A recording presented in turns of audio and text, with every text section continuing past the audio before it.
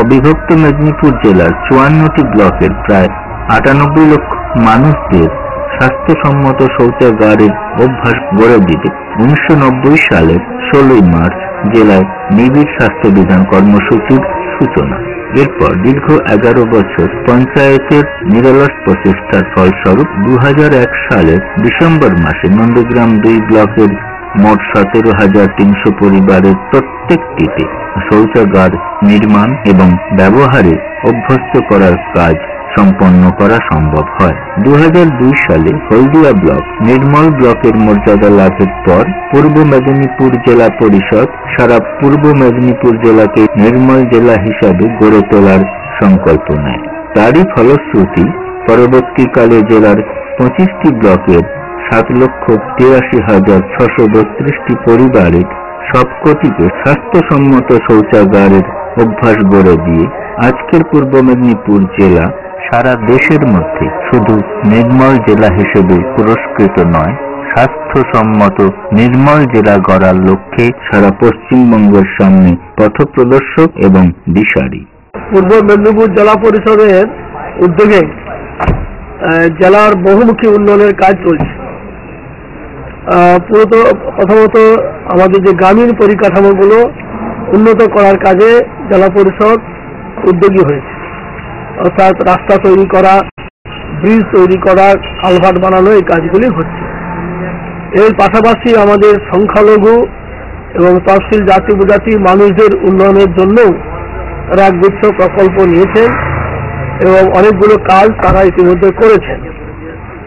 আর যেসব এলাকা খুব ব্যাকওয়ার্ড, পশ্চাৎপদ এলাকা, ব্যাকওয়ার্ড রিজিয়ন গ্রান্ট ফান্ড থেকে অর্থ পেয়েছেন, সেই অর্থ দিয়েও কিছু কাজ করছেন জেলা পরিষদ। সব মিলিয়ে আমাদের জেলা পরিষদের উদ্যোগে পূর্ব মেদিনীপুর জেলার প্রায় সব ব্লকেই সার্বিক উন্নয়নের কাজটা এগিয়ে চলেছে। আশা করি আগামী দিনে আরো নতুন মাত্রা পাবে। এই সকলের জন্য শিক্ষা, স্বাস্থ্য এবং কর্মসংস্থান এবং গ্রামীণ পরিকাঠামো উন্নয়ন, বুদ্ধিতায়ন, এই কাজগুলি দ্রুত হয়ে যাবে। আর্থিক বছর থেকে সারা জেলার শিশু শিক্ষা এবং প্রাথমিক শিক্ষা কেন্দ্রগুলির পড়ুয়াদের জন্য দুপুরের খাবার চালু করা হয়েছে, যার ফলে জেলার মোট 1,458টি শিশু শিক্ষা কেন্দ্র এবং মোট 3,240টি প্রাথমিক বিদ্যালয়ের 4,65,000 ছাত্রছাত্রীকে পুষ্টিবিধান কর্মসূচির মাধ্যমে মিড ডে মিলের আওতায় আনা হয়েছে।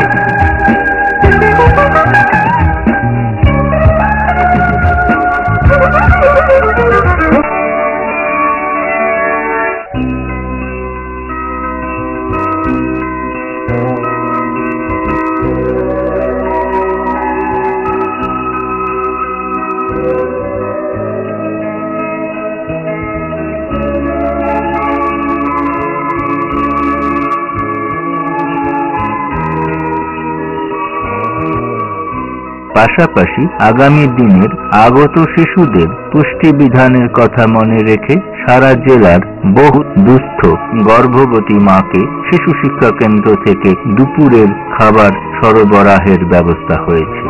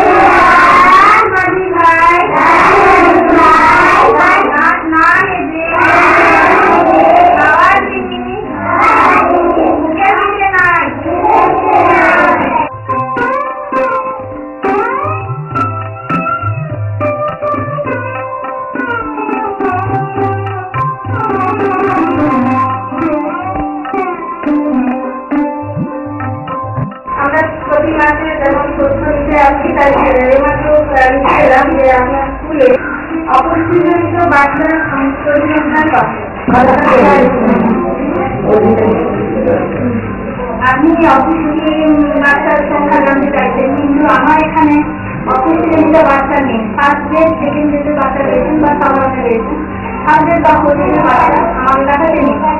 প্রতিটি মায়ের সংখ্যার কথা, প্রতিটি মায়ের সংখ্যা 7 জন, প্রতি মায়ের জন্য সেখানে খাওয়া যায় 7 জনের মধ্যে 5 জন এক্সট্রা খাওয়া হয়ে যায় এবং একজন মাঝে মধ্যে অফ করে দেয় আর একজন যায় না।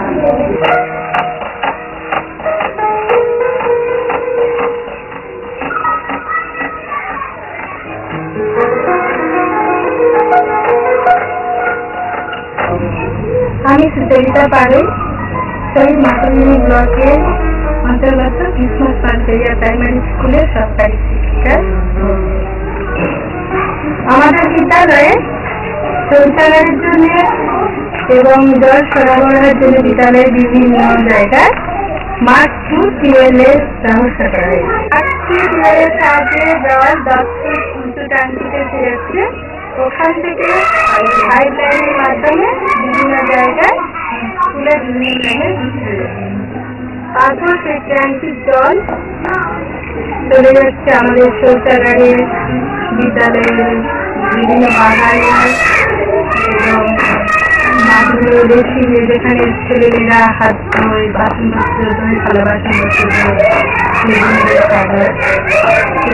বিভিন্ন জায়গায় পাইপলাইনের মাধ্যমে চলে যাচ্ছে।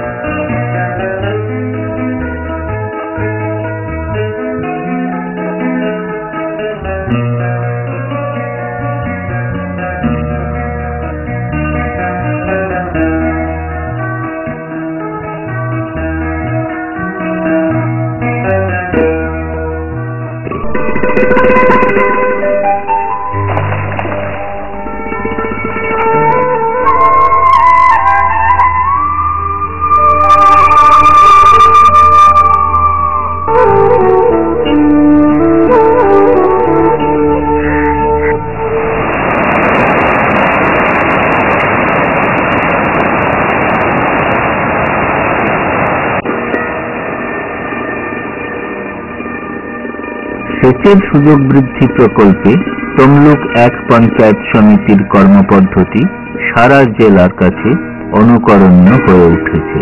সুইচ গেটের মাধ্যমে কৃষি জমিতে নদীর মিষ্টি জল সরবরাহকারী নাসা খালগুলির সংস্কার সাধন করে এক ফসলি জমিকে দোফসলি করে তোলাই শুধু নয়, সেচের খালগুলি থেকে যাতে চাষি তার জমিতে অল্প খরচে চাষের জল পেতে পারে তার জন্য তমলুক 1 পঞ্চায়েত সমিতি বিদ্যুৎ সংযোগের মাধ্যমে নাসা খাল থেকে চাষের জমিতে জল উত্তোলনের ব্যবস্থা করেছে।